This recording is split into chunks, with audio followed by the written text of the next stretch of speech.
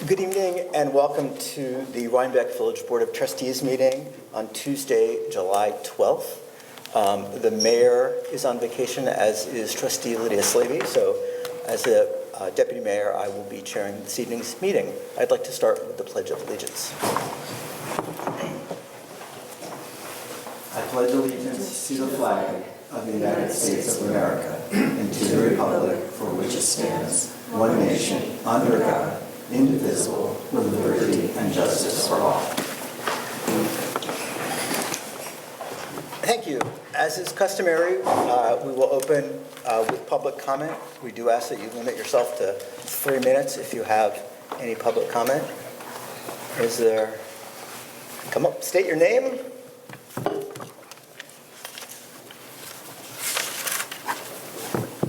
Good evening, everyone. Hi. John Rossi, still at 53 Vine Place. I have two questions, Deputy Mayor, that relate to an item on the agenda this evening. I'm happy, the healthcare. I'm happy to wait until that time if there's an opportunity to talk, or I can raise the issues now with questions. Well, I think this is a comment. You should make your comment. Well, two questions about the healthcare plan. Does the board consider the enrollment of trustees and other officials into the healthcare plan as part of the elected officials' compensation? We'll get to that and we can discuss that. So we'll start that question, and then what's your next question? Second question is there any reason why the board would not expand or offer this to firefighters and EMS workers? I believe that firefighters and EMS workers are eligible for all kinds of New York State pensions and other benefits. So I think that's already, I don't know all the details of it, so I think that's already in existence. But some of the material, which was very helpful, and I appreciate that. And also, I would also suggest that they are not appointed officials. They're not employees of the village. I didn't mean to interrupt, but the materials that were uploaded into the server, which I presume came from NICOM and from council, discusses municipal law section 92A, and the deputy mayor does indicate, in fact it was highlighted by someone, that volunteer firefighters, volunteer EMS workers are eligible for the plan. They would have to pay for it in full. That's clear. Okay. All right, I'll look forward to the discussion on my first question when we get to it. Thank you. Yes, please come forward and state your name.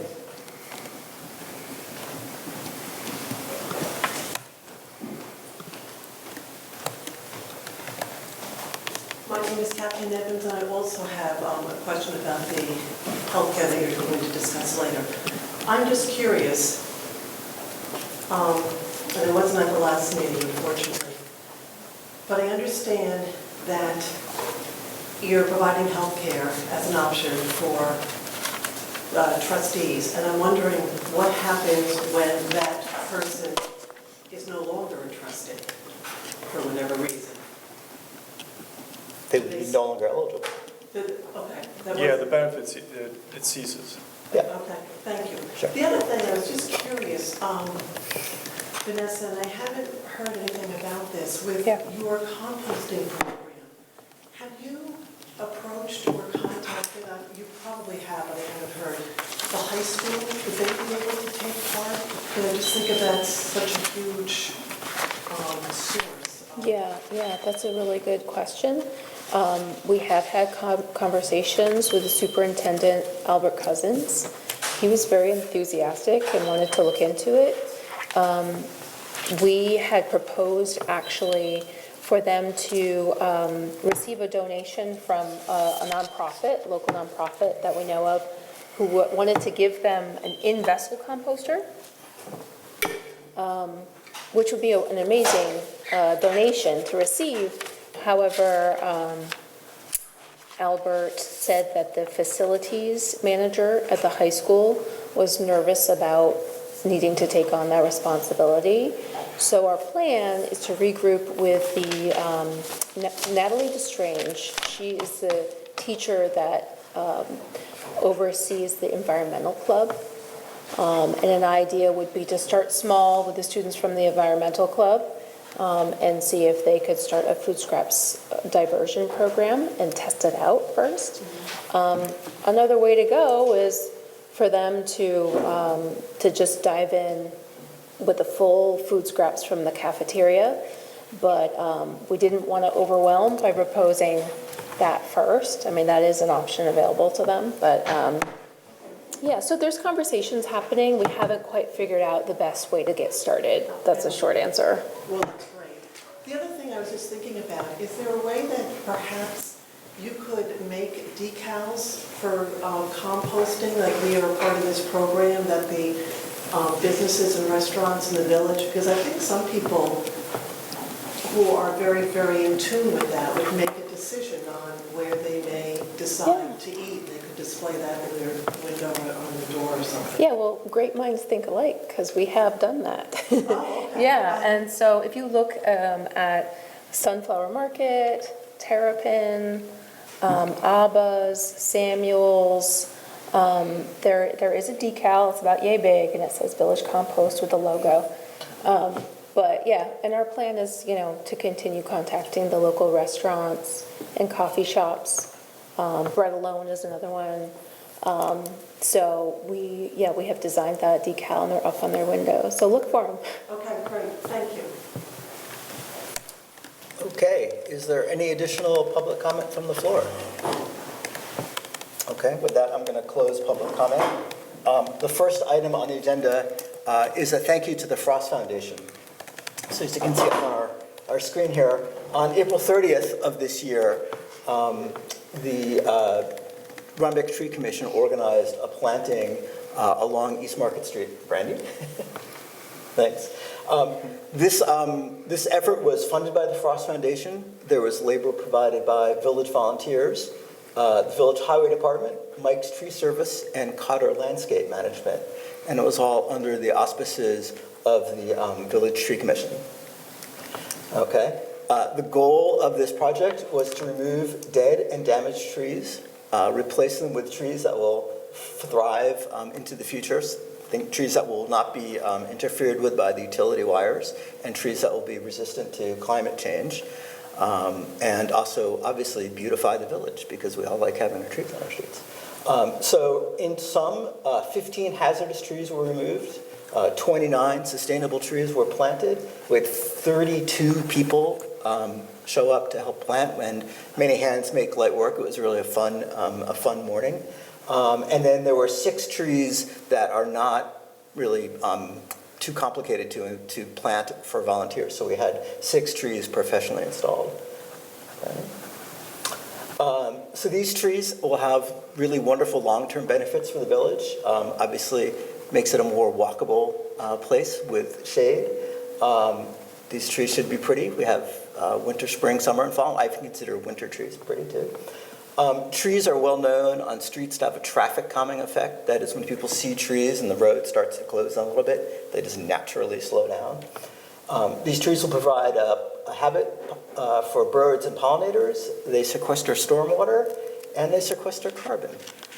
So we're looking forward to those benefits. And this project was made possible with a grant from the Frost Memorial Fund. So the Tree Commission and myself would like to say thank you very much to the Frost Memorial Fund. They were a wonderful sponsor for this event, and we're looking forward to working with them into the future. Thank you.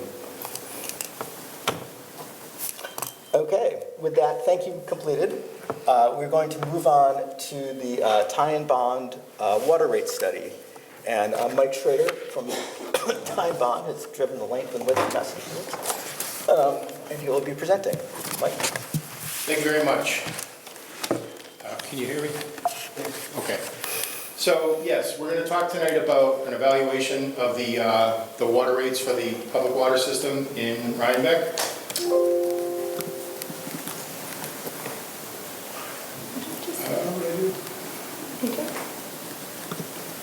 Is it ended? Huh? Oh, Yeah. sorry. So when we talk about water rates, we look at 3 basic components to it. The first is that you want to recover your full cost of service for the utility, which means that you're meeting all your requirements, which level of service, so you're maintaining your regulatory requirements, you're meeting, your safety standards and all that, operating the facilities the way they need to be operated. You're fully staffed, which seems obvious, but when there's not enough funding, you start to not fill positions and those sorts of things. And then probably most importantly is a proactive repair and maintenance program. Water is a capital-intensive endeavor and requires, regular investment. Then other considerations are you can to distribute the cost equally, looking across different types of users and the usage types. And then lastly, to provide revenue stability and resource protection. So they all go into the equation, some more than others, and those inform the decisions in the evaluation. So just to go through quickly, I'm not going to go through all the details. There was, there's a lot in the presentation, but basically the way we look at it is you're developing a pro forma that's based on your projected expenses for the evaluation period, and those are considered revenue needs. So that's what you're going to need to raise in the future for revenue. And then we project those revenues not by just escalating or putting, projections against them, but we look at the water use and we look at which way the trend is going and use that to calculate future rate revenues based on, what we think the usage is going to be and then the rates that are in place at that time. And then you calculate the net revenue just to see is it plus or minus. And as we project, you're looking at those increasing expenses and the revenues. If the rate structure is not going to be enough at those projected usages, you need to increase them.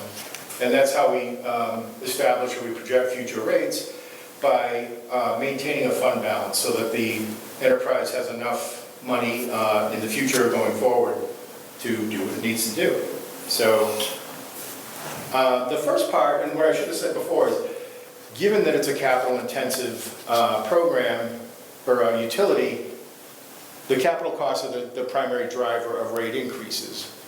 And, Rhinebeck is, I'm sorry, we're talking about operating expenses. So before I get ahead of myself there, the operating expenses, we look at, the last 5 years, and we look at the projections, we look at what the actuals were, we look at what the changes were, and, how does it look going forward.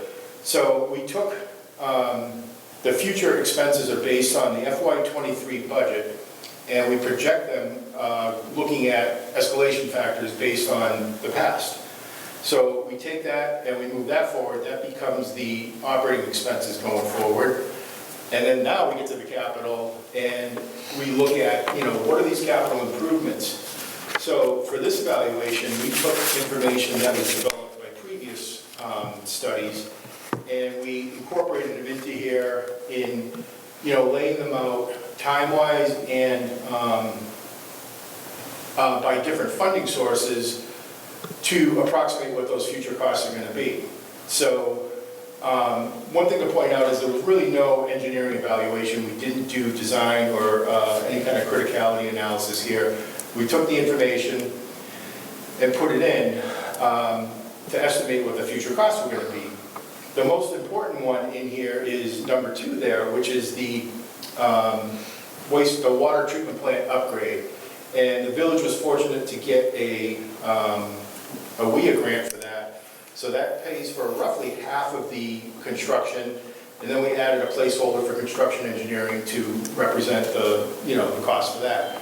So one of the key goals in this is to represent future costs. So if we, don't have a concrete cost for something, we'll estimate it or put it in like a placeholder just so that you understand the impact down the road.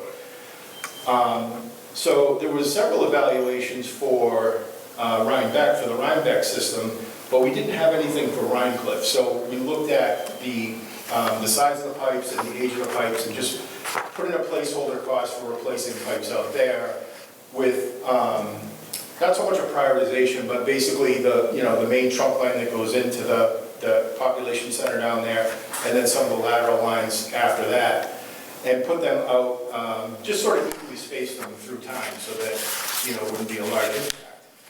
So, on the start year, that's the year that we expect the cost to hit the system. So, basically lay all this out and then consolidate all the costs. And we present at the top here the operating expenses for the next 10-year period. And then the capital expenses, we pulled up the water treatment plant because it's key to everything and it's central to the whole community. And then below that, we have the distribution system costs broken out as well. And down at the bottom, you can see the total expenses. And like I said, the operating expenses at the top are based upon the FY23 budget being escalated by the previous escalation factors.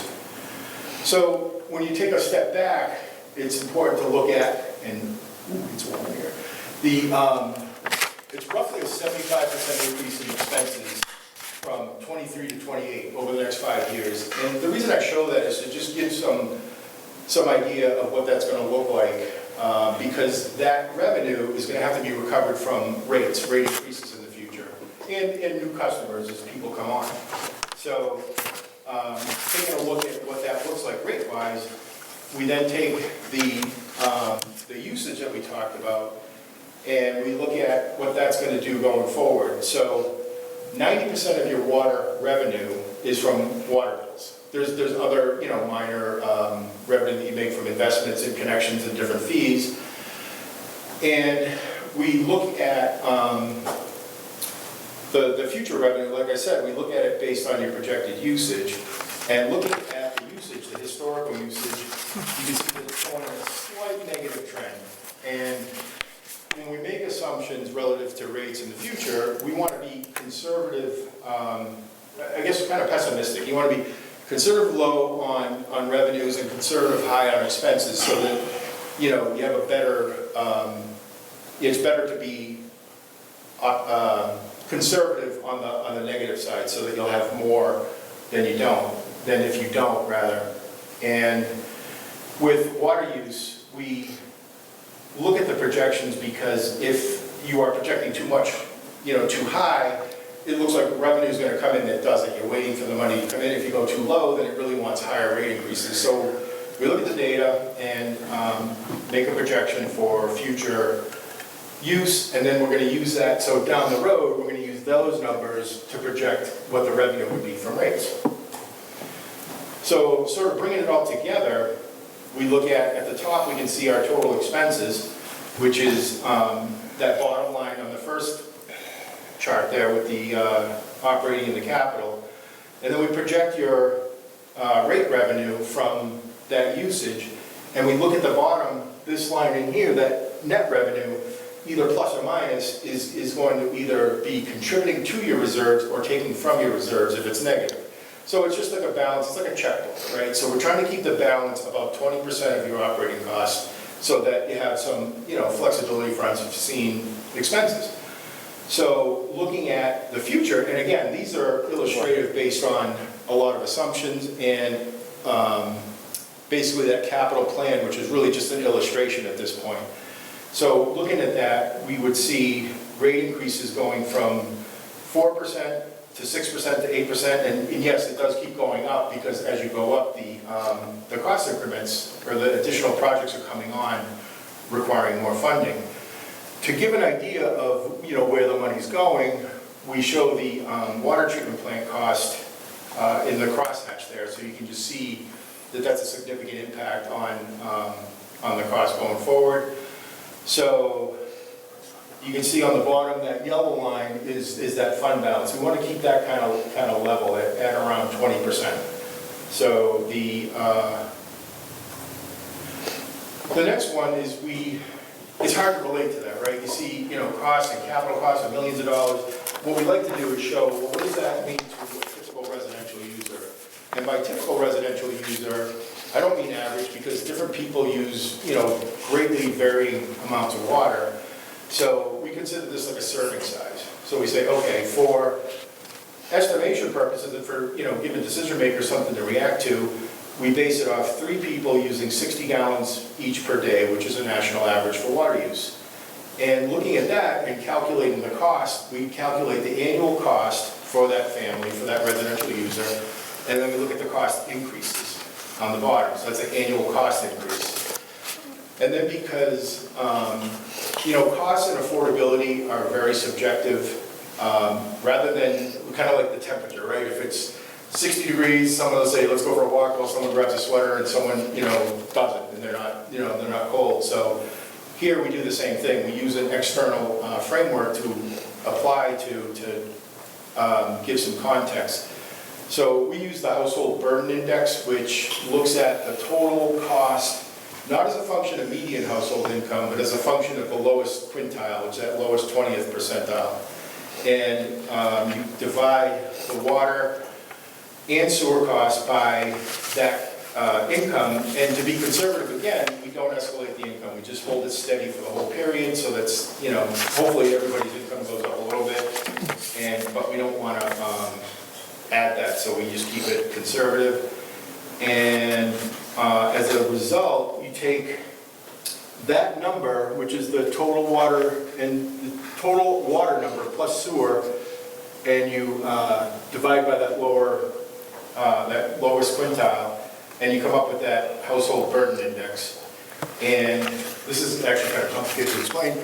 And then we also look at the poverty prevalence indicator, which is the percent of the population that is at or below 200% of the federal poverty level, which is like a federal indicator that they use for benefit programs. And you can see that when you enter the two, that you're in the middle for the poverty prevalence, and it's 20 to 35%. And we see here that the highest that this goes up is to 6.2%. So you're in this bottom, moderate to low burden, no matter what, through that whole projection period. And like I said, this is something that's used in the industry to just sort of assess financial burden on residential people. In my opinion, it's better than, talking about cell phone bills and, Starbucks coffee and stuff like that. It kind of puts it into context. So, the summary, and we can go back and ask questions. I know I went through that pretty quickly, but, the village continues to make incremental steps in investing in its water system, and you're about to embark on an important upgrade of the water treatment plant. In the previous reports, we see that a lot of the distribution system is comprised of undersized, likely unlined cast iron pipe, which is subject to what they call tuberculation. It's like an incrustation of minerals and stuff on the inside of the pipe. That impacts both its hydraulic capacity and can impact water quality in such that it provides little nooks and crannies for things to accumulate. And the previous evaluations also indicate that the village has sufficient supply to continue to supply new development. So that's always an opportunity to do that, because as more people come in, it's the economy of scale is better all around. It can lower or spread out the costs over more users. And then like I said here, the capital cost is the largest driver of rates, but the largest contributor to the actual rate number itself is the number of users. So, just economy of scale, the more users, the less, the lower the cost is generally. So for recommendations, the next step is we recommend that do some work out in Rhinecliff to really better understand what are the needs there. Are are they in good shape? Are they too small? Is there any fire flow information? A good way to pull this all together is an asset management plan, which takes a look at the assets that you have, their functionality, how are they meeting their level of service, and can help you build a risk-based capital program to better understand what your needs are. And then, as you go forward, some of the costs in that capital plan are from, back in 2014. So we want to increase those or re-estimate them so that you have current costs in there. And then continue to evaluate your ability to expand service to areas outside the village and inside. And then revisit the assumptions and projections, at least on an annual basis, or as you go, that you get new information to see if those projections still hold true. And, was the how were the expenses, are they more or less than expected, the revenues, like that, and you kind of just find your way. So this is intended to be, you know, a long-term, high-level look at, you know, overall economic conditions and future rate impacts for the Rhinebeck water system. Thank you, Mike. Any questions? Yeah, I do have a question.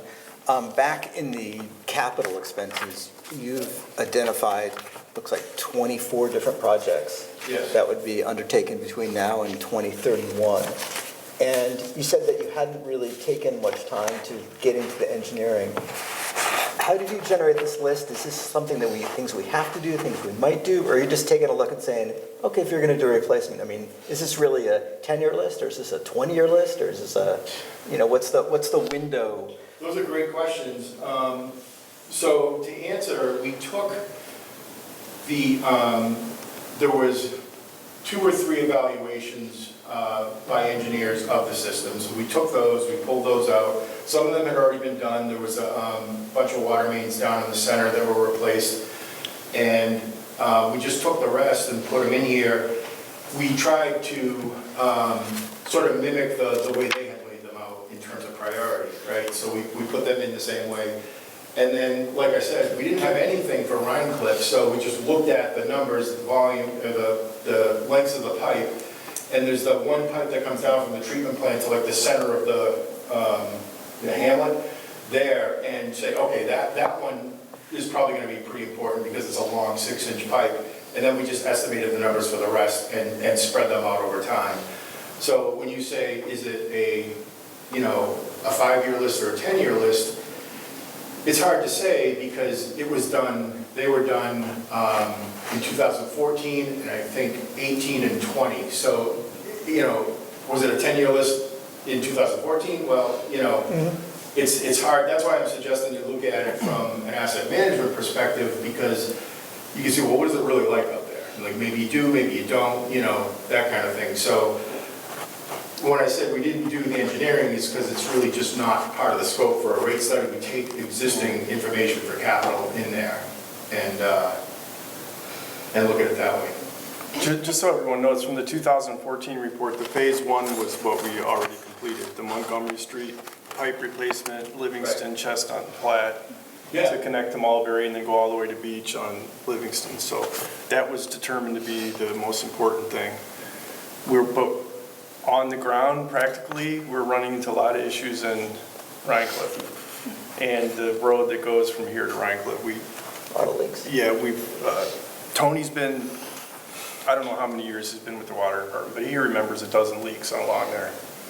So something's going to need to be done sometime. Because we can't keep going on like that. When you look at the system too, without, you know, I don't have as much familiarity as certainly as Tony would, but there's the pipe that goes down into the village and then it comes back out. So there's, you know, maybe some opportunities to. The transmission line, you mean? Yeah. The transmission line goes through the gardens, like in some of the front lawns, and that's in pretty good shape. But the service, it's not a service line, it's a service main. Right. Goes under the road and serves all those homes along between here and Along Rhinecliff and Road. Rhinecliff, yeah, Rhinecliff Road. And it's rocky and it's not bedded in sand, you know, so we have, it's a propensity for leaks, so we are digging in there at least once a year. So just to kind of draw your point and Mike's point together, you know, Mike had said we had just taken an estimation at prioritizing things, but to Brant's point, those priorities may need to shift and move around, which would change the demand on rates. And maybe you can comment on that a little Right. bit, you know. Right, and, you know, like, this is, you know, a collection of previous evaluations and assumptions. If you look at the whole system, you may come up with different priorities. And you may say, okay, well, this really needs, you know, what are the issues? Is it reliability and leakage? Is it brakes? Is it fire protection? Is it, you know, that kind of thing? It's the firehouse. For some of our larger projects, we have basically synced them to the availability of grant money. And so we've been able to defray some costs. There is assumption of 0 grant dollars in this projection, Except for the water treatment. except for the one that we have currently, Right. but any of the future projects, Correct. there is no federal, state, county assistance It's for. very difficult to get grants for your distribution system. Okay. Well, I don't know why, I mean, we were fortunate to get it the one time. But it's, from what I hear, it's difficult to, and you guys will know that better than me, but maybe someday, and maybe we'll have I had heard that there's talk of municipalities actually getting kind of CHIPS kind of money for infrastructure improvements. Yes. But I wouldn't hold your breath on that So, one. so at this time, it looks like we would be carrying the Yeah. majority of these costs. And that's part of the conservative nature of the assessment, is to say, you know, if you're able to get, you know, grant money, that will help take something off the top, right? And then you're only financing a smaller amount and therefore carrying less debt. No, it makes sense, but I wanted to draw that point out. Yep, I wanted to absolutely. draw that I point had a question about usage, and that kind of gets to this idea of Rhine Cliff Road. You know, the town planning to put in the affordable housing development is along that stretch too, and that's quite a number of units. So the estimation was an additional 20? 17,500, I think. Right, but in terms of the model here, it was like an additional 20 accounts per year, is that right? That was based on, just on the numbers. Yeah, we You know, that's what the historically had been over the Okay. period. I did add Grassmere and the Hamlet. the Ham. That's Okay, so those are in there? Okay, She's yeah, talking about I the made an Hamlet. estimate at the cost, and it helps quite a bit. Oh, okay. Yeah. All right, cool. I just wanted to know if that was integrated in. And then just a general question about Zone 4 here. Is the usage going down because of, like, are people just being more efficient with their water use at home, or what? And why Zone 4, where the other zones look like they're kind of going up a little bit? The water use generally has been going down since the 80s due to, you know, plumbing codes and general awareness and that sort of thing. People have smaller families now than they used to, and it could be, sometimes you see demographics change in an area where, you know, families are not really populating and you're getting more couples or whatever, but honestly, we just look at the numbers based on the actual usage. And the zones, we present it that way because that's the way it came, and it sort of adds some context, but it was really just, I think the zone, the biggest one is all the commercial, and I think the other ones are just residential, but it's just the way they read the meters. It's not necessarily, doesn't really tell you much more than that, but it just is the way it looks. Plus also, we've been fixing Zone all the 4 is leaks. the district. Oh, been fixing leaks, you said? Yeah, we fixed the leaks. Well, that's unbilled money. That's Well, unbilled and water. that, you know, that's a good point, we didn't put that in there, but there was, you know, you try to sort of stick to your guns, but there was an indication that there was some non-revenue water that could be helpful too, because, you know, you're paying to treat it, so you can get rid of the leaks and you get to keep more of the money. The interesting thing is roughly 80% of the expenses in a water utility are fixed, even though it feels like it's going to be directly related to how much water you make, it's a fixed cost sort of thing. And I had one question. You would look back to the rate dashboard, adjusting rates. That seemed to be reactive to the level of projects. Is there any, or what do you see in terms of rate smoothing? Do you have any suggestions in terms of, so it's not 2% one year, 10% another? Do you guys have You know, any? that's a great question. So when you look at something, like this is actually a pretty gradual, so when you're scheduling capital, you're balancing the risk of something happening, failure, or failure to meet your level of service, with the rate slope, which is this line. And a more common example would be if you had, you know, this giant increase here and really nothing ahead of it, right? So you can either just wait till you come here and, whether you call it, tear the Band-Aid off and just deal with it, or you can raise them in advance. And so, for example, someone could point out, well, why is this 56%? You said 20. Well, okay, yes, you could lower this or not raise rates for here and here, but then have higher ones later. So you're always balancing that rate slope as a combination of the here and now and the later, that right now people, well, I don't want to raise it at all. Okay, but then you're going to have a sharper increase later, and then, frankly, the next people that might be dealing with that are now dealing with double, what it could have been, because we're raising them in advance to try to balance it out.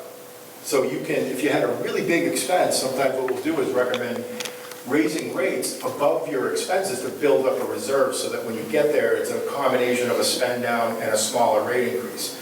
So it's, the interesting part about this is lots of books and manuals and all that, but they say the best rates are the ones that work for that community. So there's, a combination of things. And frankly, with some of the, the capital needs might identified, a while ago, we want to put them too far off, right? Because they still need to be done. Brent, when was the last, we just raised water rates, when was the last rate raised before that rate increase? 2006? Wow, so we cooked We along. went from, what, 6? 6 per thousand to 7 per thousand. We just did that, yeah. So we cooked along for 16 years at the same rate? Yeah. Right. Okay, so there was no smoothing. Some capital neglect. But actually, we did some projects too, but nothing big. Yeah, that's, a very common situation. Yeah. And it's hard to, when you're in a way playing catch up on your capital side, it's hard because you have to explain, well, why we're doing this and all that stuff. And so that's one of the goals here is to kind of put everything together. But then really, when we deal with decision makers, is this right here is the most helpful because it's the dollars per year. You can kind of get your head around that more than you can C values and velocities and other stuff that we look at. Okay. Trustees, any other questions? Well, one thing we did talk about is segmenting capital intensive areas and the idea of, I'll use the word benefit district, I don't know what you guys would call that, but we talked about maybe taking the Rhine Cliff area and seeing what their capital needs were and whether they could pay the freight on the capital. And it seemed, you could talk about this, but it seemed kind of onerous to do that. It is, Rhine Cliff is about 10% of the usage of the total, but it's kind of spread out geographically, so there's a lot more pipe. And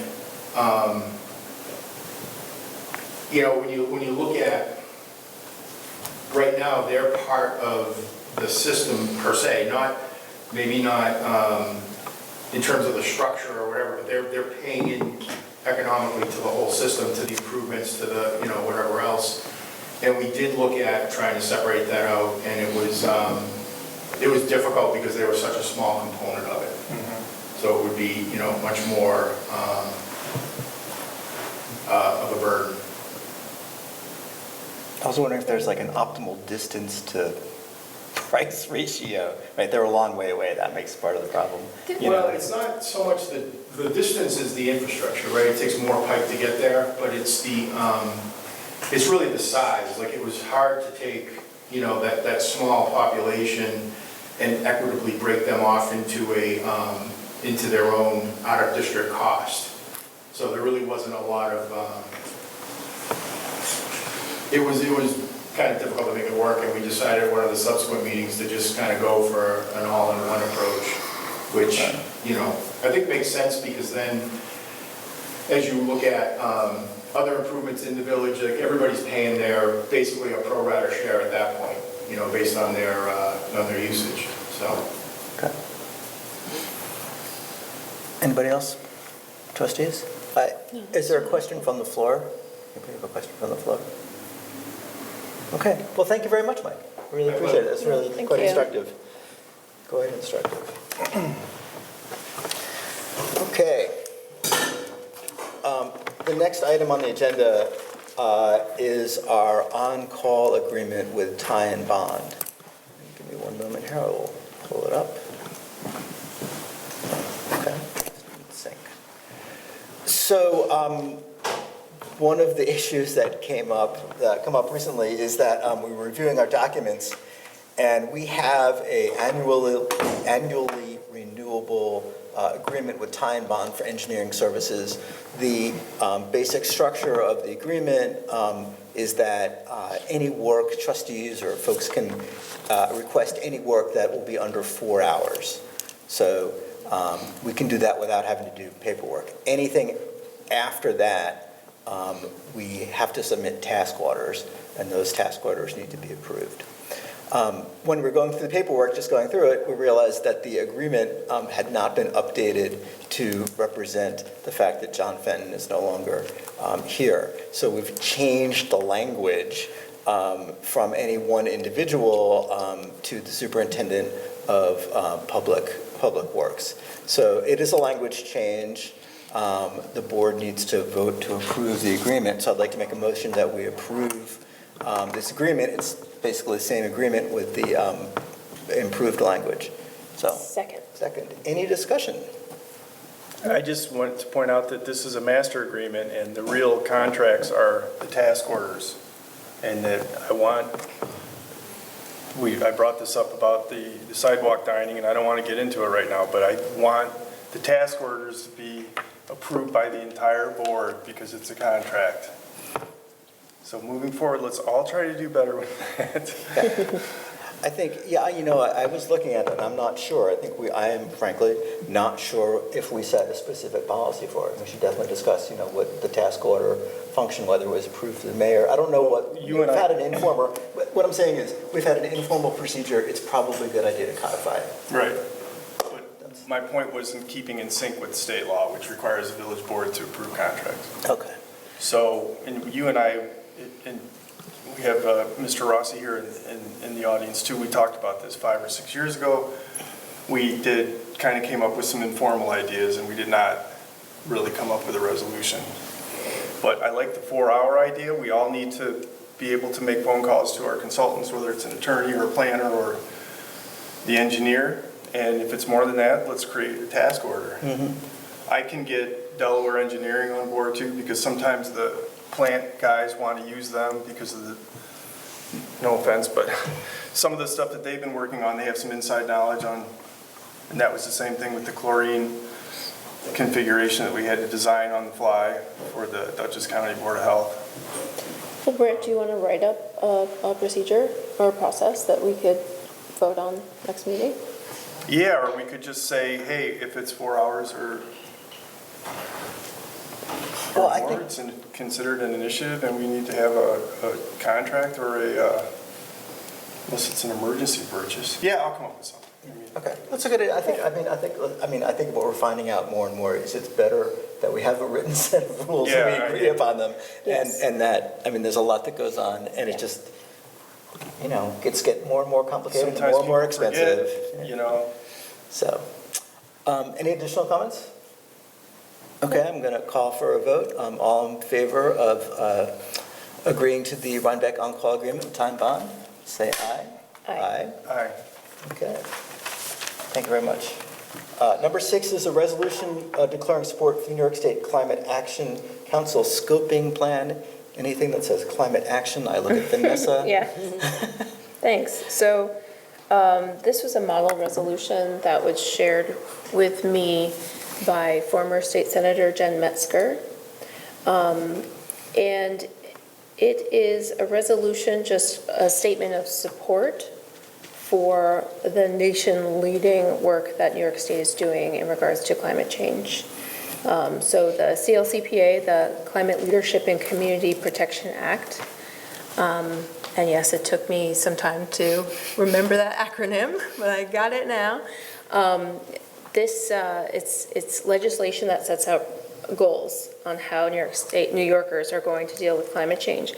And they've been working on a scoping plan, which is now just finishing the public comment phase. So the idea with this resolution is for the village to say, yes, we are on board with dealing with climate change. I have shared it with other municipalities in the Hudson Valley area that I know, encouraging them to do the same so that Hudson Valley can show up strong and support. And last night I was at the Rhinebeck Town Board meeting, and they passed it. They did make one tweak to the section that's about coming updates to building code for new construction. The goal is to have no additional fossil fuel infrastructure built into new construction. So I'm not talking about retrofits or renovations. I'm talking about new buildings being built to try to use the new technology that exists that would lessen our reliance on fossil fuels. So the town board wanted to take out the timestamp on it. They felt like that sounds pretty aggressive. So just in full disclosure, that's what they decided to pass. So to be clear, this is a resolution of support. This is not law, this is not Right, no, this is codifying not- anything, right? this is not binding. It's not binding, it's not a change to the zoning code, this is not This any is of those items. aspirational, Okay. but it does, send a message that we really want to get down to business here. But getting down to business means actually updating our laws and creating new programs and going for grants to be able to actualize what we want to see. We did have, a while ago, there was the dandelion folks and hopefully some initiative towards additional geothermal, but that just didn't seem to play out in time. Would you like to make a motion to adopt? I'd like to make a motion to adopt the resolution supporting the scoping plan of the Climate Action Council. I will second it. Trustees, any discussion? Yeah, I agree with the town board to take that timestamp out. And I'm thinking about this building. Again, it's new construction. I know it right? is, but I want to practice what we preach because that boiler, I'm just looking at it like I know that the technology won't be there when that boiler dies to replace it with a non-fossil fuel heating element. But if we did replace the boiler, we would probably cut the efficiency and how much oil we use by about 50% because it's original to the building and so I'm just thinking about. Can't wait. Yeah, I don't think the technology is ready to have dandelions everywhere by 2024. But I like No, that. the technologies exist. No, it does. The problem is that it's You're still right. I didn't expensive. say it right. Yeah, Right? The technology exists. There are The solutions yeah, the to get us feasibility. off of fossil fuels. It's just a question of how aggressively can we do that Right. without, spending gazillions of dollars. But I will say, I'm really watching what the state is going to be doing in terms of funding this really, if this is the plan, then we have to see some state funding to help smaller municipalities along the way, and help residents also as they try to make this transition. So I'll give you an example. Recently, the New York State Legislature passed a bill to outlaw the sale of fossil fuel powered lawn equipment, leaf blowers, lawn mowers. And not only that, but they also passed a bill that would fund incentives and rebates so that people would be able to get kind of at cost parity and make it a good investment to, sweeten the deal a little bit if you're gonna be replacing equipment. So that's what I would like to see with a lot of these programs. And obviously, as I said before, with new buildings, if you're going to set out and construct a new building, you can insulate it, you can make the envelope really tight, and then the technology exists for air source heat pumps, ground source heat pumps, and we don't need to be putting in, fuel oil burning furnaces in new construction anymore. So you don't want to, I just don't know how feasible it is. Well, I think the one, I would say, as Vanessa said, this is aspirational. It sets a goal and it's more, it's more ambitious. Who knows what the state's going to come up at their levels. Yeah. And really what Yeah, this but- is doing is it's forcing us to have this conversation in public, right? Like, this transition needs to happen. We got to figure out how to do it. We have the technical solutions. We just have to make some goals and then figure out how we're actually going to achieve those goals. So that's why I'm in support of this. If if that particular item that the town board, that they had a problem with, I'm fine with taking out the timestamp for that Okay. particular item if you guys feel like that's better. I think I that think, will, I think the point is just to have a conversation like that we as leaders of this community need to say, this is coming and we're going to help everybody get there as best we can. Yeah, you know what, it doesn't really change anything if we remove the timestamp. So do you want to, are you amending it to remove the Yeah. time? Okay. I will second that. So should we call a vote here on the? Okay. So the motion as amended is to adopt this with the removal of the phrase over the 2024-27 time period. Yeah, We'd be I striking can those send words. you an updated.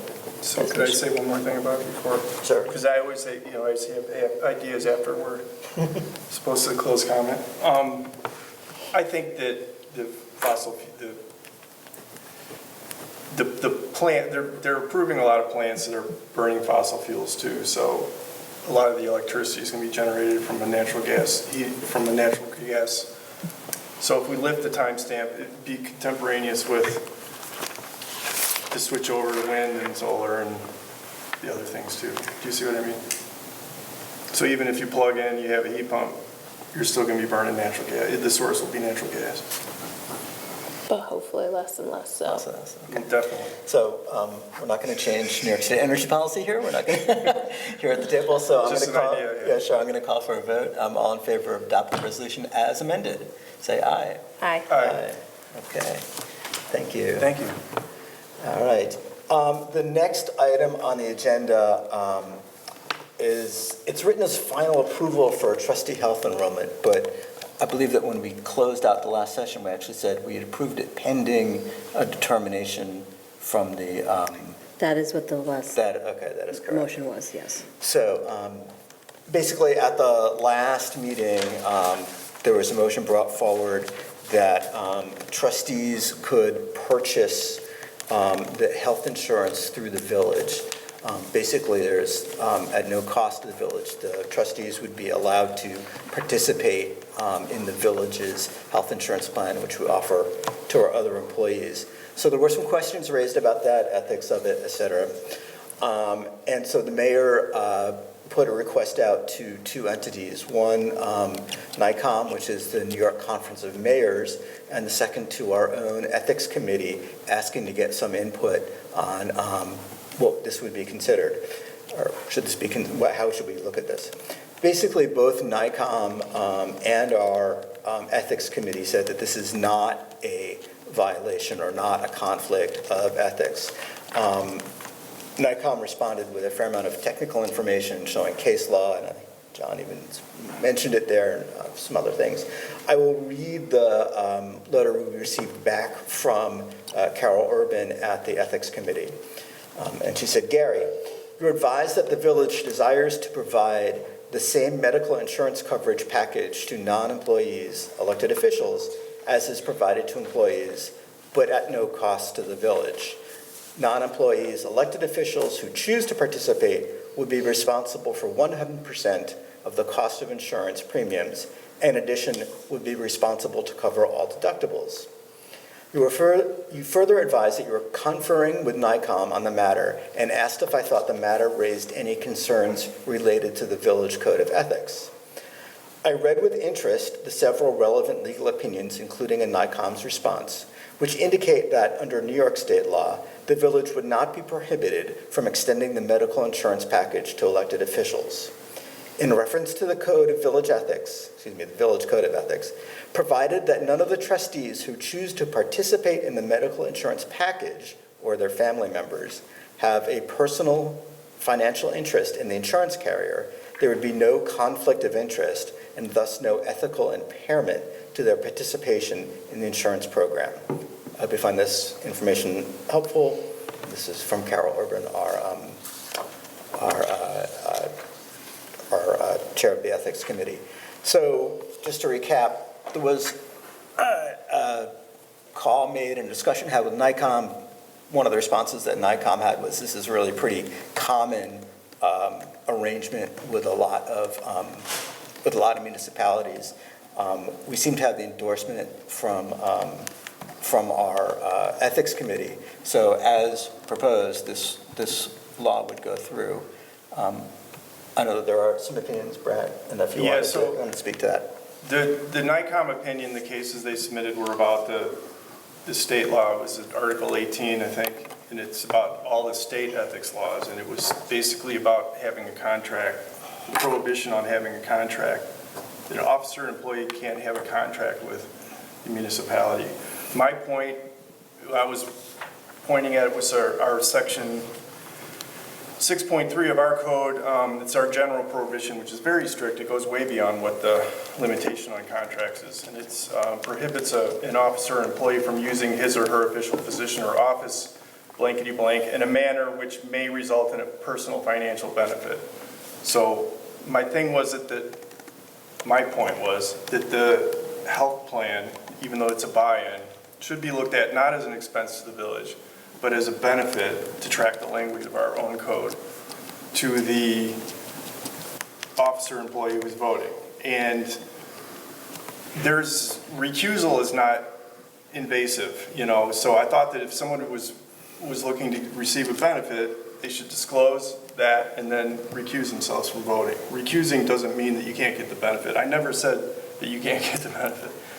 And I know it's common with bigger municipalities, but it's a unique benefit that's never been offered here. So I thought it would be better for people to disclose why they wanted to buy into the plan, which would obviously be for a financial purpose, and then perhaps recuse themselves.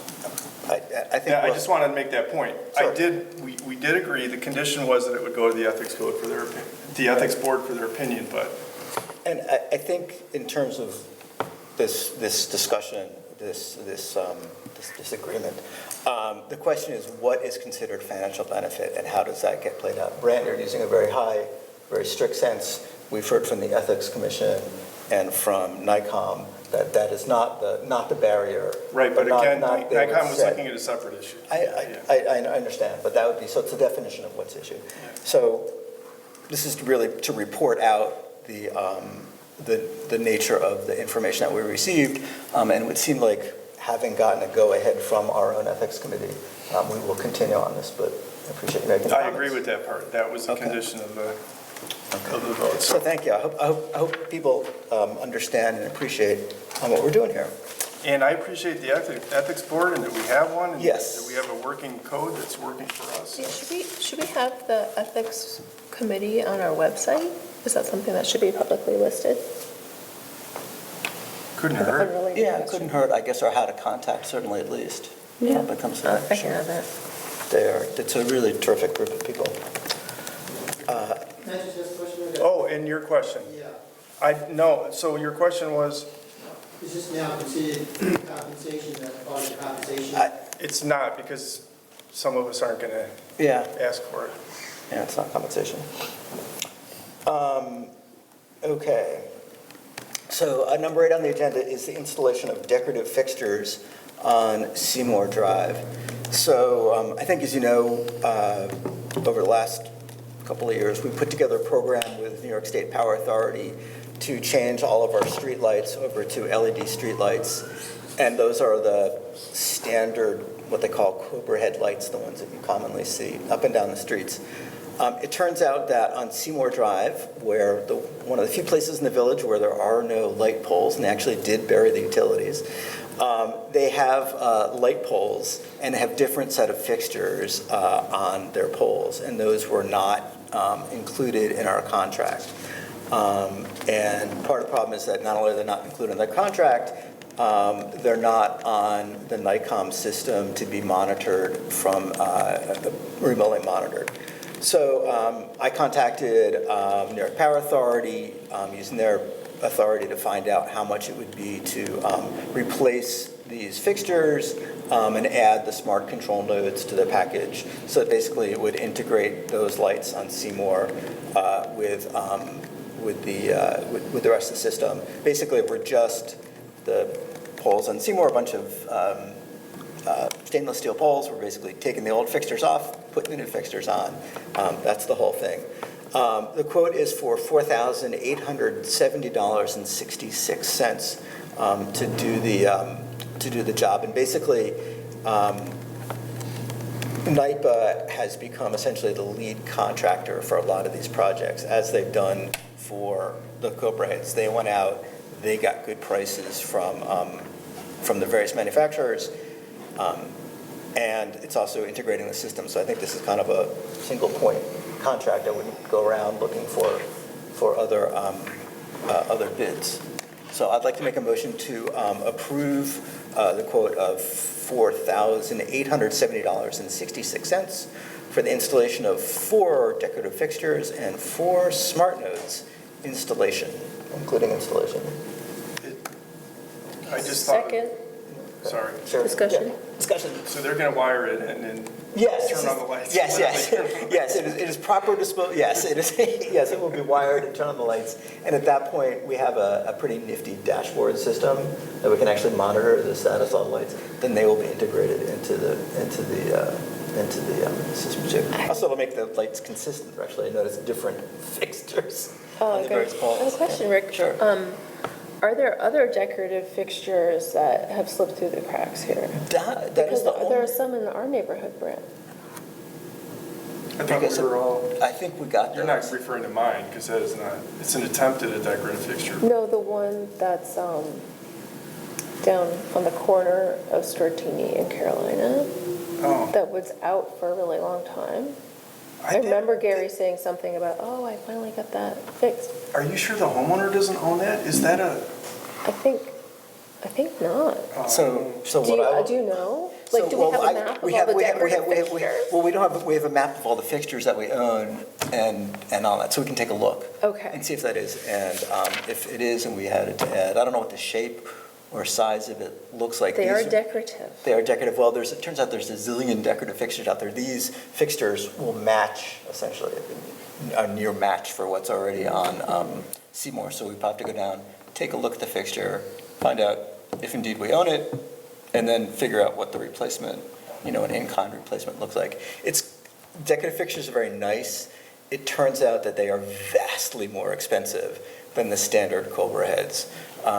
When we went out for the project with NIPA, we could get the Cobra heads for about $100 a fixture. Yeah. And when we looked at one point, there was a suggestion, hey, maybe we can put some decorative fixtures into the village center, central business district. Those fixtures were in the thousands of dollars. And so that idea was quickly dispatched. Yeah, I mean, these were, I'm just thinking, in our neighborhood, it's a relatively new development, so I don't know, they buried, the lines, so we don't really have street lights there. Right. We have one, I mean, they're far apart, but Yeah, I don't know, it just made me It's a think, look. are I there will others? look. Not that I'm aware of, and they haven't come up. Okay. I'll come up, but we can go down and take a look. Okay. So I have a motion on the table. It's been seconded. You guys ready for a vote? sounds like a good price. Okay. All in favor, say aye, please. Aye. Aye. Aye. Thank you very much. Motion carries. Okay. Item 9 is the approval of a planner to assist the village board with the 6 Mulberry Street decision-making process. There was, basically, the village board has set a deadline to determine if we will consider or what zoning, if any, rezoning of 6 Mulberry Street we would consider. So this is really the consideration of the consideration. And to that end, we wanted to bring in a planner as a consultant to the board. This planner will be paid for via the escrow account set up by the developer. So this is not charged, this time is not being billed to the village, it's being billed to the developer's escrow account. There was an initial, part of the issue that was going on here was that the question was, how do we coordinate with the ongoing comprehensive plan committee? There was an initial request from the board that maybe we could get Michelle Gregg, who is advising the comprehensive plan committee, to also advise us. Michelle reported back via Brandy Time Bond that she was not comfortable with that arrangement. She's available for other people to talk to, but she felt like her work was strictly, was really focused on the comprehensive plan committee. So with that, we asked Time Bond if they had any suggestions, and Time Bond came up with R. Gordon Leedy, who is a landscape architect and a zoning and planning and development expert. He spoke to Brandy about him earlier. He has a fair amount of experience in adaptive reuse of buildings. And again, this gentleman would be here to help advise us as we move forward. Brandy, do you want to add a moment? You don't have to, anything. Oh, sure. I mean, Gordon is a certified planner, so he's an AICP as well as a landscape architect. He's got 40 years' experience doing site design, site layout, zoning amendments, community planning, adaptive reuse. So he's a very comprehensive knowledge base, and he's on our team, but he's separate and apart from the work with the comp plan, which gives a nice buffer for the comp plan aspect to continue with the subcommittees and the input they're getting, and get an objective person who doesn't have that close connectivity to advise the village board. But it was clear that in both Michelle and Gordon, that they will be in contact and that the board will be, through Gordon, advised what's going on at the Correct, at yeah. the comp plan Michelle level. will be communicating with Gordon about what policies are starting to bubble up from the housing committee. Okay, because that was a deep concern to folks, Yeah. that there be some more coordination. Absolutely. So I'd like to make a motion to approve Art Gordon Leedy as the consultant to the board for this process, which hopefully I think resolves on October 31st, if not earlier. October 30th. October 30th, yeah. 31st. And he is an employee of Ty and He's an Bond, employee just of to be Ty and clear Bond. about that, yeah. Terrific. Okay. Okay. So do I have a second? Second. Thank you. Any additional discussion? He's strong in landscape and park master plan, but I mean, if he has adaptive reuse experience, then let's do it. That was my discussion with Brandy. Yeah. I did. Okay. I'm going to call for a vote then. All in favor of approval, say aye. Aye. Aye. Thank you very much. Okay. Item 10, open sealed bids for a Ford truck. Aha, here we go, car now. Thank you. Do you know who Karnak is? No. Inspector. Karnak it was Johnny Carson's. You didn't know that? Yeah. You're too young for that. All right. What is that? Okay. It says here Kyle Jennings would like to bid $300 for the Ford F-250. Excuse me? $300. $300. Well, it's more than the 250 that the F is behind. So $300. And it's the only bid that we have? That is the only bid that we have. And we This set no bid minimum. We set no bid minimum, All no. right. This is the old truck from the water department. It doesn't currently run. It doesn't, okay. So we're selling it for scrap. Yeah, for parts. It's got a bit of issues, but He's probably just gonna take the utility box off of it and throw away the truck. Okay, that's between him and his recycler. I would And the like, tires. and the tires, okay. I would like to approve the bid of $300 by Kyle Jennings for the Ford F-150. Do I have a second? Second. Okay, all in favor, say aye. Aye. Aye. Okay. The surplus of the 2010 GMC pickup, is that off or is that on still? no, that is off. That That is off. was actually accepted by the second bidder and was sold yesterday. Okay, that was a bid that was awarded at the last meeting. He got cold Correct. feet and then he decided he'd go. Correct, so we went with the second bidder. It was sold for $2,000. Okay. Surplus highway mower and weed whacker. Yes, so the highway department currently has a John Deere zero-turn mower and a Stihl weed whacker that they are no longer using, so they are requesting that we surplus those items. Okay, I'd like to make a motion to surplus the two items that Martina referenced. Second. Any additional discussion? Okay, I'll call for a vote. All in favor, say aye. Aye. Aye, thank you very much. Okay. Does this need a motion, Martina, to close Village Hall? Yes, it give does, me okay. 1 second. Certainly, let me catch up.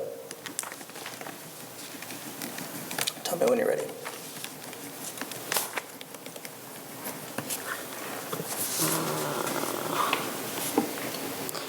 Okay, so every year, we usually close down the Village Hall 2 days during Fair Week so that we can get some cleaning and inventory done. So I'm requesting that we close the Village Hall on August 25th and 26th for inventory because we have scheduled August 29th for the shredding to come. For the who to come? Shredding? Oh, shredding, on the shredder truck. Okay, and those days are the... It's Thursday and Friday, the last week of August. It's Fair Week. Very good, okay. I'll say so moved. Anybody want a second? Second. Okay, any additional discussion? Okay. Call for a vote. All in favor, say aye, please. Aye. Terrific. Okay. Number 14, we have some special requests. And I did have some questions. The first one is from a movie production company. Excuse me, I have to find the right file here. Special requests, okay.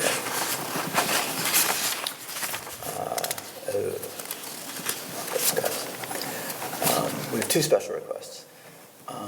The first is from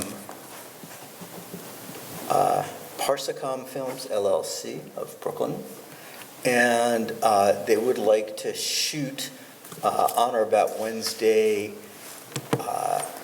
August 17th of this year. They'd like to shoot in the center of town. Basically, this is their description. It's a 3 dialogue-free scenes. One, our character bikes to the liquor store, leans his bike against the store, walks inside, and our main character carries groceries through the town into his car. Okay, I don't know how the continuity between the car and the bike work, but okay. Editing, separate scenes. Separate scenes. So basically, what they would like to do is set up on East Market Street. They'd be shooting from approximately the location of Samuel's or somewhere along that block towards the liquor store and the little park along there. They would be setting up a camera tripod on the south side, shooting to the north. They did say that they would not need to block off any parking. They might ask people not to walk in front of the camera. So I do have some questions, but first of all, I'll make a motion to approve this special request. Do I have a second? Second. Thank you. So discussion, I do have a couple questions about it.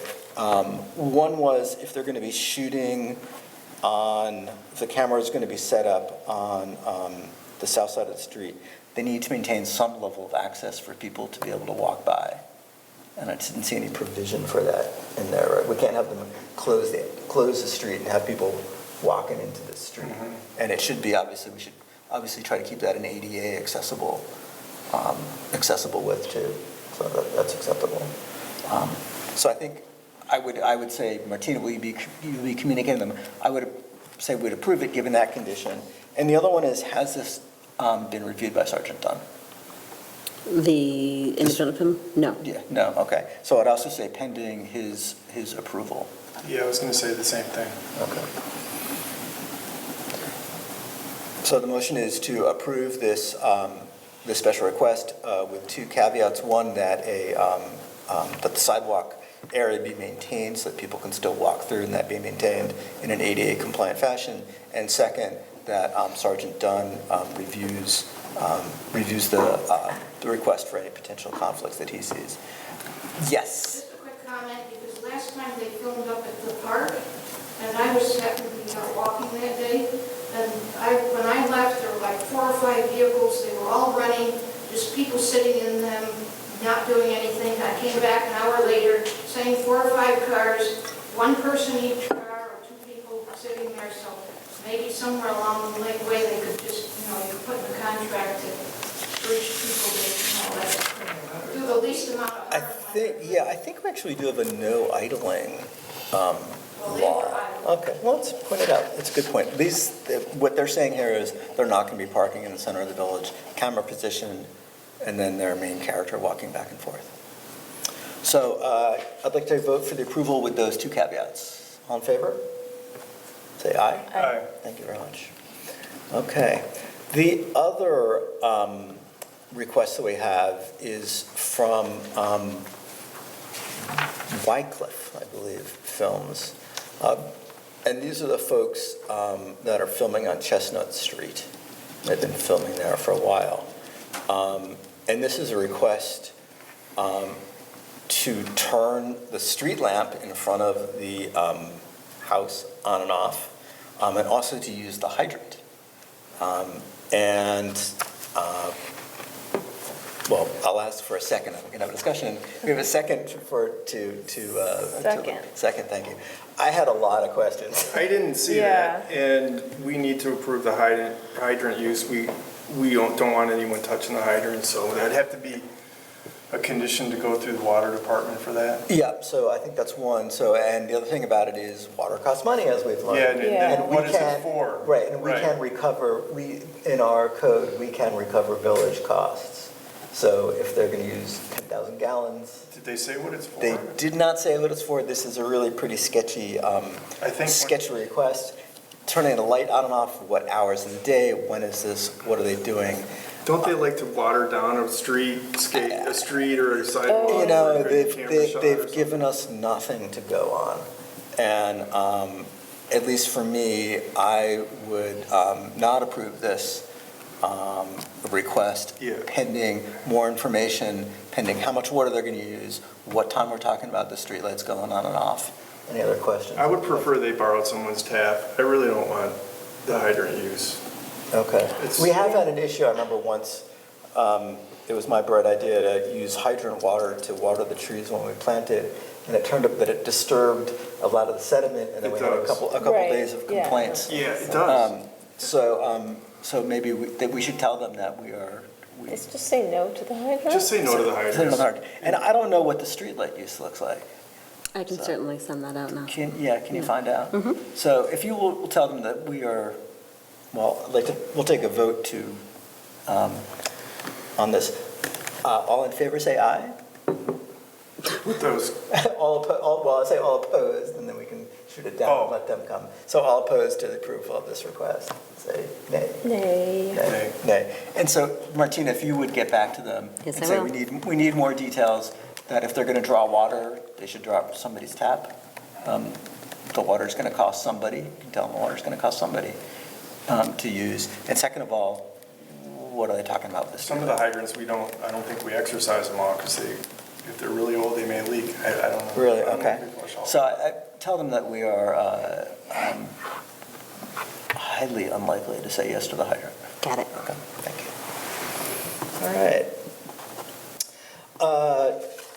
We've come to the next page. We're up for the minutes approval, minutes of 6:14, 6:28, and 7:8. Do we have any? Okay, I'd like to make a motion, yes, I'll make a To motion. approve those minutes. Okay, thank you. Do we have any comments? Anybody have a change they need to submit to Martina? Wait, did you get a second for your motion? Oh, I'm sorry. I'll second it. There you go. You made the motion. I did. He did. No comments, they look good. Thank you. Okay. All in favor of approving the minutes as submitted? Say aye. Aye. Aye, okay. Trustee Burke, do you guys need to stay? You guys need to stay if you don't want. Do I need to stay? I don't think so. Yeah, no, I was just curious if you need me for any of the reports or anything. I think we're all set. No, thanks. Yeah, we're all set here, no. yeah, so Like, get home safely, before it storms. Okay, so number 16, the treasurer's report. Karen. Okay, thank you. The treasurer's report is for the period ending June 30th. The tax collector's account ended the month with $1,567,651.52. The general fund ended the month with $77,384.54. The water fund ended the month with $151,946.84. And the sewer ended the month with $239,354.24. Vouchers presented for payment, including prepaids in the general, total $92,474.09. In the water, $39,029.42. In the sewer, $33,535.50. and we paid a bond in the amount of $34,909.25. Thank you. Do you want to do the adjustments? Or do you want to do a motion to Yeah. authorize the vouchers? Yes. To pay the vouchers? Make a motion, pay the vouchers as submitted. Second. Thank you. All in favor of approving the vouchers, say aye. Aye. Okay, an operating statement is provided for the revenue and expenditures through July 12th, through today. MuniLink, we have started the implementation for the transition to the new billing software. Year end, the fiscal year ended May 31st, 2022. The new budget is in place, and we have started the year-end close for 21-22. Water and wastewater billing and adjustments, as signed off by Trustee Nuneker, are presented for authorization. I make a motion that we approve the water and sewer adjustments as submitted. Second. All in favor of approval, please say aye. Aye. Thank you. Okay, I have a few budget amendments. In the general fund, I have spoken with Vanessa regarding this prior. In the general, or the compost, we're going to increase that by $1,500 and decrease the snow removal brine by $600, the community environment by $400, and the planning climate plan by $500. I'll just go through them all and then if you have any questions. Medical insurance in the 9060, which is the group medical insurance line item, we're going to decrease that by $10,500 and increase the clerk treasurer, the planning zoning secretary, and the highway salary by $3,500 each. And the reason for that is because the employee can opt out of the health insurance, and I cannot charge it directly to that medical insurance line item, that benefit line item, so I have to move it into the salary line item. The contingency line item, I'm looking to decrease by $5,000 and increase the street lights by $5,000 as for the previously approved street lights that we had just spoken about. I'm also looking for a transfer from the contingency to the building department supplies in the amount of $850, and that's for the purchase of new lateral file cabinets. We tried to get them all last year, but we needed one more for this year. And then in the water and sewers, just a continuation of the allocation of that health insurance. And that's all I have for budget. I'd like to make a motion to approve the amendments as described. Second. Thank you. Oh, Okay, you guys gotta be on the- Okay, all in favor of approval, please say aye. Aye. Thank you very much. And that's all I have. Thank you, Karen. Okay, we're on to departmental reports. The first report is from the police. In the town, the number of incidents was 36. In the village, the number of incidents was 85. In the town, 8 tickets were issued. In the village, 45 tickets were issued. There were 4 arrests and 9 accidents. And I'd just like to point out that if people are interested in any additional details, this information about tickets and incidents is available on the web. You need a bit of a decoder ring because it is some of the laws and such there are written in code. But if you're really curious about what the village police department is doing, you can get a sense for what kind of calls and what kind of responsibilities they have. There is a note that the annual firearms certification and Article of Use 35 force of training has been completed, and the department has been out additional to its regular duties, providing coverage for brush pickup in the farmers market. The Sunday bike patrol is back. So it's the police department. Building, planning, and zoning. I guess, did she even give it a minute? She's the fees. Do you want me to read them, or do you have it? I got it here. Okay. So, in building and planning zone, this is the June monthly fees report for certificate of occupancy and municipal searches, $450. Building permits, $7,024. Fire inspections, nil, Performance bond, nil. No escrow. There was, at the planning board level, $1,275 collected for fees and approval. That is a total of $8,749. Okay, highway.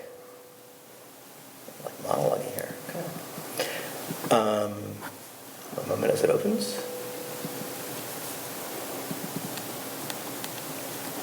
Where's my highway? They must not have submitted it. Oh, I saw it. Hang on. I have it in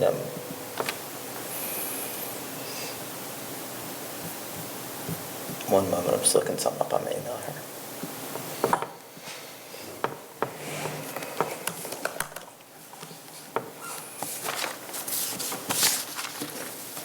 Yeah, here's the June report. Okay. So in June 2022, the Highway Department report is they replaced a catch basin on Knollwood Road, delivered multiple loads of mulch, trimmed the waterfront at Crystal Lake and Legion Park. Weekly brush pickups have started. Repair work on truck 7, mowers, backhoes. There was a washout on Rockefeller Drive that was repaired. Joe and Quentin have been out mowing the parks. Scott picked up 3 loads of compost for the pilot program. Rush has been doing, and potholes and blacktop have been patched on Lorraine Drive and Kloss Drive, and I believe that they will be continue to be patching potholes into the summer. So that's it. I will ask on behalf of the Highway Department, I didn't bring a picture, please try to put out your yard waste no earlier than 4 p.m. on the Friday afternoon of the week that you're going to get a pickup. The goal is that we want to keep all the yard waste on the street only, hopefully for a maximum of 10 days from that Friday, or a week, really Friday to Friday. People put it out early. What happens is it gets rained on, cars drive by, it spreads out, it starts clogging the sewers. So we really do ask that you know the schedule, it's available on the village website, and that you only put your lawn waste out no earlier than 4 p.m. Friday the week prior. And I'll just add a personal note, if you're a dog walker, please do not throw your bags of dog waste into those piles either. Those brush piles are picked up, they're composted and distributed. So both the plastic bags that I see in those piles are not biodegradable, are not compostable, and you've also added dog waste to the pile, and that is just not healthy or safe. So I please ask that if you do have a dog, that you don't use those piles as a secondary disposal place. That mulches, again, it's picked up and used, and it's used in some human situations. And even if they are biodegradable plastic bags, those still don't break down quickly enough, and certainly not in our mulching process, so. Right. So, yeah, those. No dog poo. No dog poo. And I would say, please, no garbage. People do sometimes throw garbage into them, and that has to be weeded out, and it does put a strain and a stress on the system. So, thank you. Brant, water and wastewater. With water, chlorine gas is still hard to obtain due to shipping problems across the United States and Canada. I would say we're not getting any chlorine gas at all. We had to go to our redundant liquid chlorine system, and we're having a shortage of that also. The supplier is now rationing liquid chlorine. Brian and I found an alternate local supplier source yesterday, which will remain secret. We got 25-gallon containers, and it's all NSF certified. It's the same thing we're buying. And then Kyle came by and he saw that were unloading these, and he went back and they got 32 more. So, okay. So we're loaded up for a few weeks' supply. Have you tried Surpass? Have you checked with Surpass? He called Surpass. Yeah, I think he called Surpass. Because we just got a delivery from Surpass. Did you? Okay. At our consumption rate, how much do we have? Well, when it's hot, we use a lot of water because of the gardening and things. So maybe four cans a day, 20 gallons, Wow. 4 or 5 gallon. And how much do we have on hand? We have the 20 plus the 32, plus there were another 20 there probably, or no, another probably 32 there already, so 64 and 20. They're probably gonna go get more. So that's really. In a couple That's days. only 2+ weeks supply, potentially. Yeah, but then we're also, our supplier's supposed to drop off another pallet next week. Okay. So it's But not. that's half of what we usually ask them for. So anyway, that's an ongoing thing. Okay. We'll get it dealt with. Thanks to the highway department for mowing in our time of need, which is Alan has left. Thanks to Alan for 4 years of outstanding service. He's gone to greener pastures, and Well, maybe that's. I'm reading off the report. I Gotcha, didn't write it. okay. Interpaster's a little ominous. I guess so. Well, Brian's just trying to be funny. Okay, normal maintenance, things like that. With wastewater, not too much new to add. Matthews was on site to work on the rotor bearing, change belts and oils on the screw pumps and influent blowers. We have had the intern working for both water and wastewater, and he's finished the diamond mapping for wastewater. He's finished the diamond mapping for the water department. Woohoo. Yeah, and so we are we have a federally mandated water line identification program. So Jack and I we went in the basement to do a record search for subdivisions to look at the actual drawings to see if they had copper lines and things. This is the copper versus lead issue Yeah. for the service lines that If extend it's the lead, laterals yeah. from the main to somebody's Yeah. household. If it's lead or galvanized with lead upstream, then it needs to be replaced. So we have to audit every single service line in our user district in the water. So Jack has identified hundreds of service lines so far with the records. 'Cause we have records at the water department, and we went and looked at drawings in the basement, he and I did, like for the woods and for the gardens. So we figured that'll just knock 150 or however many units off the list. So, Do we have any sense for what the prevalence of lead pipe is out there right now? no. Too early. Yeah. Okay. I mean, Is he then entering that data into the diamond mapping software? no, There's it's a record of actually it? going into the DOH finally gave us a spreadsheet. But And would that be good to have mapped as well? I don't think it's necessary because we go by user address. So, do you see what I mean? And It's just a one-time thing, because hopefully then we'll. I think. Well, the lead ones are going to be needed. So let's say we winnow it down to, there's 300 that we haven't identified, and we go out there, and a lot of them are galvanized, and we don't have any reason to suspect there's lead upstream because we know the water main is not going to be lead. So maybe we'll identify 40 or 50 lead service lines in the whole system. We had one. We did the project on Livingston, Chestnut, Platte, and Montgomery. We found one, and that's an old housing stock. So with any luck, there won't be a lot of them out there. But it's still, we have to look at every one of them. And I believe that the service line is owned, or that's proper name, service line? Yeah, the service line Is owned by the homeowner, correct? It's Yeah, their responsibility to so maintain. it's their responsibility. The water main has a corporation stop, then the service line to the curb box, which is your turn off on your curb, and then goes into your water meter in your basement. That whole thing is called the service line. So, and this is what's being, just searching for lead, basically, searching for lead. Yeah, now we're doing the record search. We haven't done field research, but this is extremely helpful. It's a federally mandated thing, and I just need him for like 10 more days or something. Yeah, it's great. No, that really worked out well with the mapping, Yeah. with that. Yeah, I getting mean, the we internet have better. no bandwidth for this, so Right. it's extremely helpful for him to do it, and he likes it, so. Cool. All right. Yeah, he said he's enjoying working for the village, so. Yeah. Great. Just hanging out at the water department. Okay, fair enough.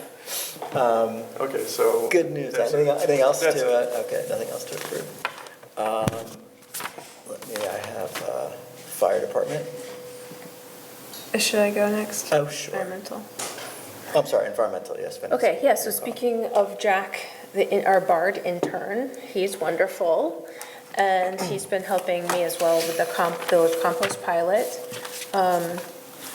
We did hold 2 collect your compost days, so participants, there's about 100 households in the village who are participating in our food scrap diversion and collection, and so they're able to get some compost out of that, and it's really great, high-quality stuff, and we've got plenty, and so we happily shoveled a bunch of black gold. And if anyone's still interested in the village compost pilot, please visit www.rhinebeckcompost.org.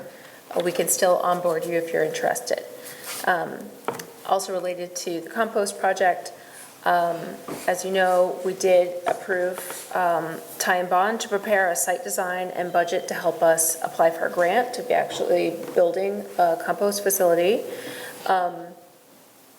And the good news, the update there, is that Ty and Bond did get verbal yes from the county that the Violet Hill Drive can be used with some improvements. So that will be part of this plan that we're putting together. So long-term, I think that's a really good thing to have access to that entrance.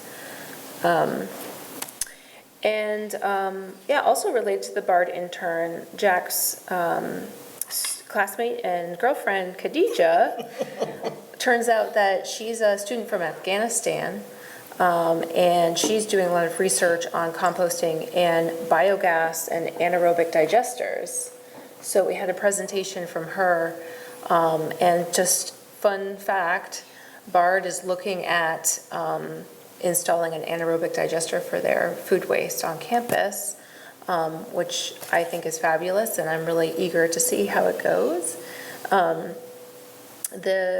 Just real quickly, an anaerobic digester means that you're not introducing oxygen to the decaying food scraps or manure or other feedstock that you put into this closed container, and it produces methane. And the methane can be scrubbed and actually turned into a fuel source, and BARD in particular is exploring the possibility of powering their athletic field lights with methane coming from their anaerobic digester. So watch this space, it's really interesting. This is used for animal waste frequently for large farms. Yeah, especially at dairy farms you might see these because cow manure is the best. And I know Southland's Farm is also interested. You know, horse manure is not quite as potent, I guess, as cow manure, but it could serve.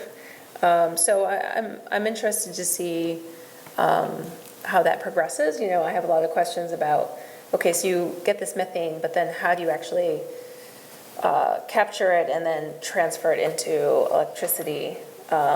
It seems like there's a few other steps there that are highly technical. So I think our plan is to proceed with kind of the low-tech solution of just creating compost. So you had mentioned before when we were talking about the CLCPA and the scoping plan, updating this village hall and the heating systems in this building. We did get our Flex Tech energy assessment of this village hall completed. And so I'm trying to arrange, it would be like a public workshop where we would get the engineers to just talk us through the report and their assessment and their recommendations. Is there any reason not to do it at a meeting? I just think it might get really technical and I want to have enough time to really talk it through. So if it's more than 2 village board members, it should be a public meeting and the public's welcome to come and learn about the old systems in this building. But I'm trying to organize that hopefully for sometime soon, just so we can get ahead of it. So it might be a special meeting then? Yeah, like a special meeting, right. LED streetlights, thank you for all your hard work with the LED streetlight conversion. We did submit that as a high impact action to the Clean Energy Communities Program through New York State. So, as we do the decorative fixtures, I can probably submit for points there as well. It's only a few. Yeah. I also wanted to update about the completion of the natural resources inventory I'm now coordinating with our mapper for that project to get some large format maps created for us, printed. And those maps will be really nice to have, hopefully live on the walls somewhere here at Village Hall. And now that project is wrapping up, I'm trying to figure out how to get the report actually printed as like a little book. So I'm getting some quotes on printing for that. Other fans of biodiversity and pollinators will be happy that we now are officially listed on the Pollinator Pathways Network for Dutchess County. So if you have a pollinator garden, please go to that map and add your garden to the map. And if you're curious about what this project is, it's all about using your yard to be a better host to monarch butterflies and native bees and other insects. And there's more information at climatesmartrhinebeck.org/pollinators. And this is a whole movement across the country, probably globally, to try to create contiguous habitat for especially migrating and native species. So the idea with mapping it is that we can actually see where we can connect the dots, so to speak. And yeah, lastly, we are doing some door knocking with Jack the intern. He's all over the place. He's a t-shirt. He's great, yeah. And so we might be knocking on your door to ask you a few questions about which types of climate-related projects you would like us to prioritize. We want to hear from you. And then we're also getting some email addresses from folks who maybe aren't on the village list or weren't aware that there's a comprehensive plan update happening or want to get more involved. So we're trying to collect email addresses to kind of build up our awareness of all that's happening in the village. Question, how would I know if I had a pollinator garden? If I have a lovely garden with nice flowers all throughout the growing season, what qualifies as a pollinator garden? A few things. Having lovely flowers that attract pollinators, especially native plants, and then also not using pesticides. Refrain from using pesticides on your lawn or on your yard anywhere. Thirdly, having some sort of water source for pollinators to drink from.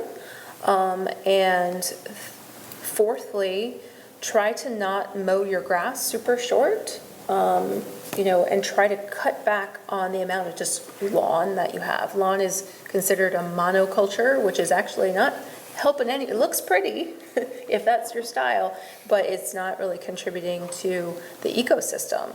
So try to carve back pieces of your lawn and put in more, especially flowering plants. And lots of information on this exciting paradigm shift and how you manage your lawn. You can find those resources again at climatesmartrhinebeck.org/pollinators. Well done. Thank you, Vanessa. Okay, I have the fire department report. In June, there were 87 fire and EMS calls, and on July 25th, 3 members will begin their firefighter 1 class. It's a 3-week-long class submitted by Chief Kyle Amy. That's it. We have our commission reports. I have a report from the Tree Commission. There are 2 things the commission would like to emphasize for this year. We have 1 action item, which we'll get to. But right now, this is a time of real stress for trees, especially newly planted trees. So if you have a newly planted tree, you should go out and water it. If you have one of the gator bags on the tree in front of your house, those are the kind of green conical bags at the base of the tree, that should be filled basically once a week between now and November. The stress of transplanting is tough on a tree. It's hard to get them established. They do need extra water. They need a little extra TLC. And again, at this time of year when it's really hot and there's a lot of transpiration, thank you, going on, the tree uses a lot of water. Part of its cooling quality is that it's actually putting out water vapor. That's part of what makes the area cool. So please, if you have a young tree, water it, and if you have a gator bag in front of your home, please try to water it once a week now until November. The Tree Commission also has one actionable item. There was an application for removal at 40 Chestnut Street. The commission approved it with the regular caveats that the removal will be done by a certified arborist with insurance, and that should be noticed in the letter to them. It's already been completed. We voted via email. Great, okay. So we voted by email, because, right, they needed it done quickly. Thank you. So that's been approved.